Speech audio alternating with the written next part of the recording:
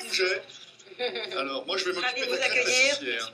Donc, le chef pâtissier de Hugo Lector, c'est ça? Oui. Très bien. Une pâtisserie qui a été montée en 2010 à Paris, voilà, où on peut déguster des gâteaux, des chocolats. Et Il paraît que c'est merveilleux. Il paraît que c'est cuisine vraiment de l'été. incroyable. Je suis cliente. Voilà, merci Rosemary. Millefeuille. Le millefeuille, voilà. Et Alors. cuisine aussi beaucoup avec les produits de saison, etc., comme La rhubarbe. la rhubarbe, D'accord. des Yvelines, hein, Ok, qui vient de la super. région parisienne, pour nous faire donc une Religieuse à la rhubarbe. religieuse à la rhubarbe. Alors moi, je suis un peu ton commis, je vais m'occuper quoi de la crème De la pâtissière? crème pâtissière à la rhubarbe. D'accord. Donc en fait, un petit peu notre spécialité, c'est de travailler les produits de saison.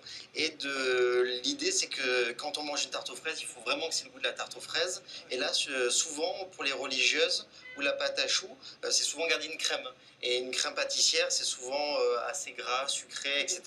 Et là, l'idée, c'était de vraiment que c'est le goût de la rhubarbe. Donc en fait, on a fait j'ai remplacé le lait de la crème pâtissière par du jus de rhubarbe. Du jus de rhubarbe, d'accord. Qui est là, qui est en train de chauffer.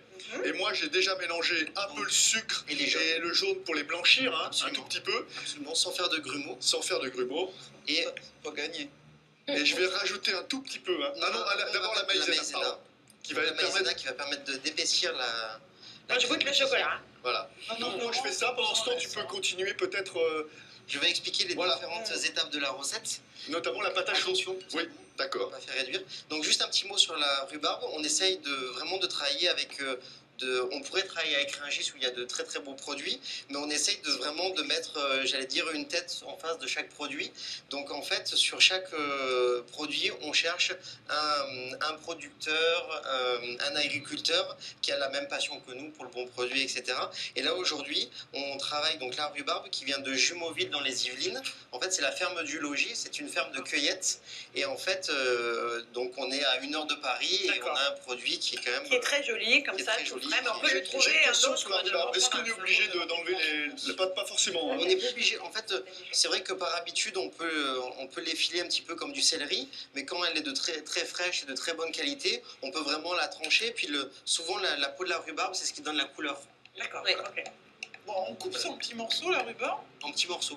Et on les file pas? Compote. On peut les faire cuire en compote, on peut les mettre dans un clafoutis en morceaux, on peut la faire en glace, en C'est sorbet. assez fragile, hein. Il faut, Il faut parce faire que ça peut faire une purée immonde purée vite très fait. rapidement. Mais Faut ça, les- en fait, ça devient une compote. Ouais, Vraiment. oui, ça devient une compote, mais si on veut les avoir en morceaux, il faut les C'est juste, traiter avec on les fait délicatesse. juste pocher un petit peu.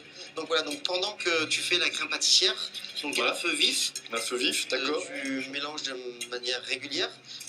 Juste, je vous ai Oui, amené chef. Les ingrédients des pour faire la ingrédients pâte à pour choux. faire la pâte à choux. Donc là, ça aurait été beaucoup trop long en plateau de faire la pâte à choux. Donc la pâte à choux, malgré tout, c'est peu d'ingrédients. C'est du lait avec du beurre que l'on fait bouillir. On va ajouter un petit peu de sel, un petit peu de sucre pour l'assaisonner, pour qu'il y ait un petit peu de goût, mais à peine, hein, c'est vraiment pas beaucoup. Une fois que le beurre et le lait va bouillir, on va mettre la farine que l'on aura tamisée préalablement.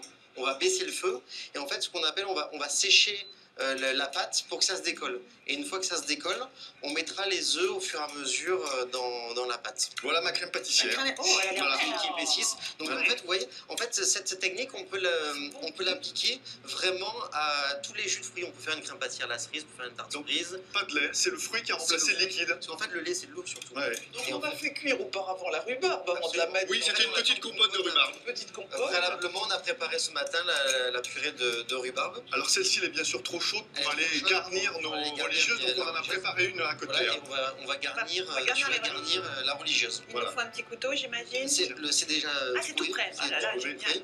Donc même rhubarbe, là, comme ça. Et Rhubarbe là-dedans.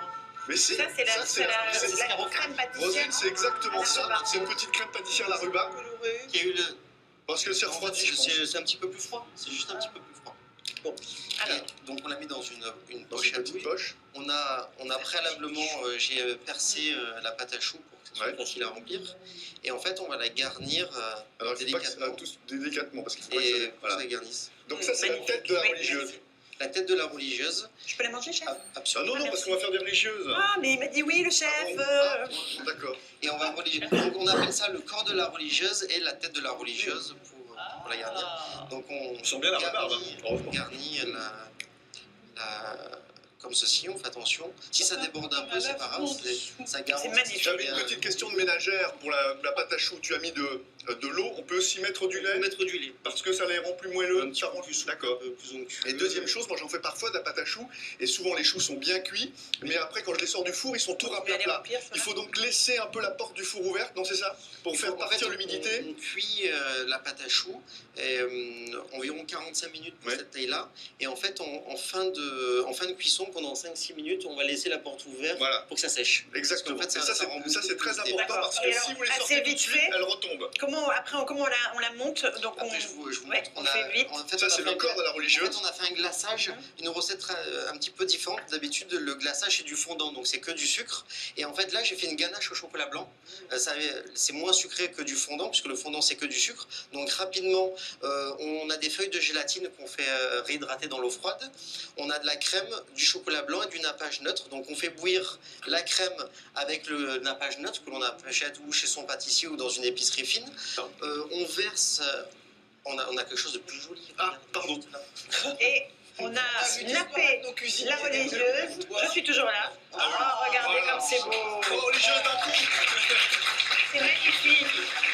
Donc, nous allons faire bouillir la crème avec le nappage. On va ajouter la gélatine qui a préalablement été égouttée et on va mélanger avec le chocolat blanc. Oui. On va mixer avec un mixeur et pour colorer, donc j'ai un colorant naturel, mais sinon à la maison vous pouvez utiliser du sirop de grenadine ou du sirop de menthe pour donner de la couleur. Si Moi, vous je faites vais les quelque faire chose goûter à notre Et tu invité décores Zoé avec des Félix. petites, Il y a les Ouais, yeux qui sortent de la et donc, tête. pour Merci. napper, J'en prends une en entier. on Juste le partager peut-être avec La Rose. Oui, religieuse. partageons Ça, aussi. on va Les parler filles, de vous voulez Rose. goûter? Je laisse Et le vous faites ça. meilleur. Hein. Évidemment, Audrey. Oui, là c'est. Pardon, je passe c'est bon, complètement la tout petite le monde. Alors, en général, ça, quand on... Ben voilà, c'était une superbe T'as vu le recette. glaçage, donc Merci, chef. Merci.